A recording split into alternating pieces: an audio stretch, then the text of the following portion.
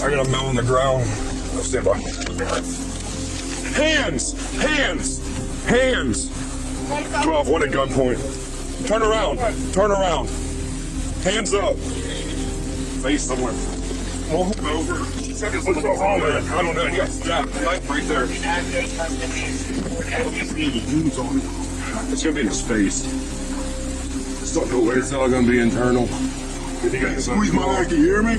Yeah, of course, stabbed. Hey, come on. 112 on 82. Is there any other obvious signs? No, I can't see that.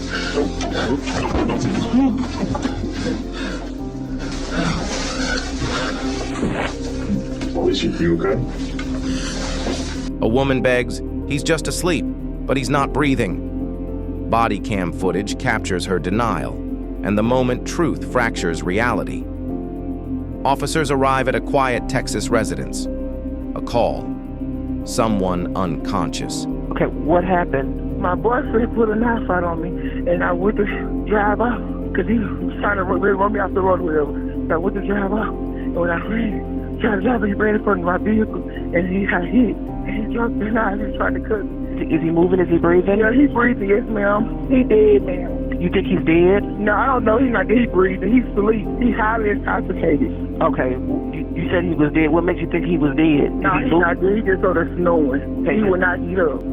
They find 48-year-old Pauliszia Stewart standing near her boyfriend's body, lifeless, unmoving.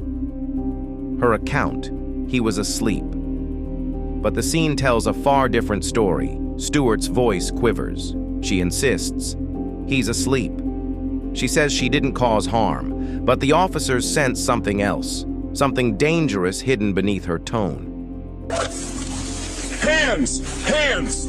Hands! 12, one at gunpoint. Turn around. Turn around. Hands up. Check that car. Check that car. Turn around. Face away from me. Detain her. Car's clear. Come here. Come here. Towards me. Turn around. Turn around. Turn around. Turn around. Turn around. Turn around. Turn around. Turn around.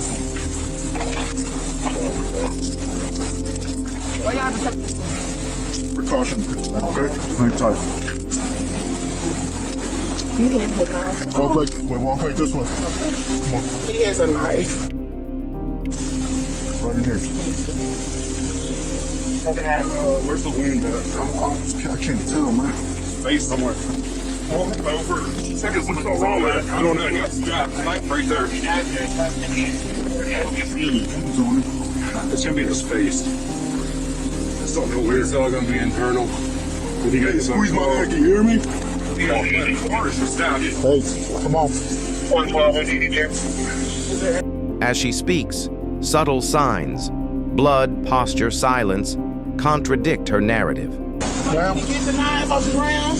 We got it. Don't worry about it, okay? We're taking care of everything. So it's my fault. No, I'm not saying that. Listen, there's a process that we have to go through to investigate the situation. My job. Okay. I went the other way. He's ready for. We're not done talking. You okay? I know, but y'all trying to take y'all to take me to jail. No, I mean I'm not saying. I'm telling you the truth. I have. Okay, this is just part of the process. Okay, he's got some pretty severe injuries. Investigators later found that the victim, 47-year-old George Stoker, had been struck by Stewart's vehicle. Stewart claimed a struggle that he grabbed the wheel, but forensic evidence and witness accounts didn't fully support it. Her declaration, "I panicked," doesn't explain critical inconsistencies. Stewart is handcuffed. Her composure cracks. The body cam captures her shock, the gravity of what she claimed colliding with what's visible in the footage. Yeah, he has. Did you get injured at all? He hit me in my face. Tonight? Yeah, he hit my face.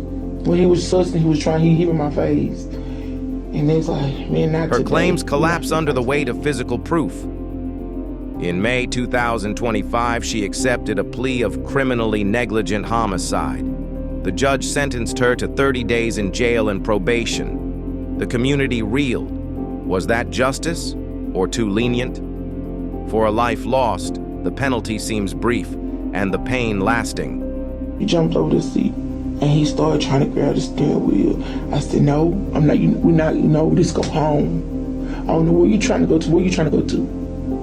This is. I'm like, kill her quick. What's wrong with you? Well, we gonna crush and kill each other. No, we not. We're not gonna do that. So I'm trying to grab him. We tussle with the steering wheel. And that's when I think when he had a knife.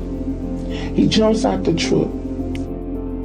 My mind wasn't thinking. And then he comes around to my side. And then I just drove. Denial doesn't pause reality. In front of a body cam, claims are tested. And while she said he was asleep, the law saw impact, evidence, consequence. The lesson: you can protest innocence, but actions, not words, define accountability. Burger, he did. That's when he was trying to come to my side. I don't know why he wanted. He's gone. She's sentenced. And everywhere in between, video, science, truth speaks louder than denial. Wait, okay, I'm sorry. We do have him here. Okay, you can't go back there. Okay. So we're treating this as a crime. The suspect is, no ma'am. Not right now, okay. So the suspect is in our custody. Okay, she's talking to our detectives right now. The loss is heartbreaking for his family and surprising for the two officers who encountered him during the traffic stop earlier in the night. Yeah, you just talked to him a few minutes ago. Now he's dead. As the detective delivers the news to Pauliszia, her reaction takes a shocking and unexpected turn. Is he okay? He's passed away. Yeah, I talked to him just a minute ago. He's passed away. Subscribe for real stories captured in Bodycam comment. Do you think justice was served or too light?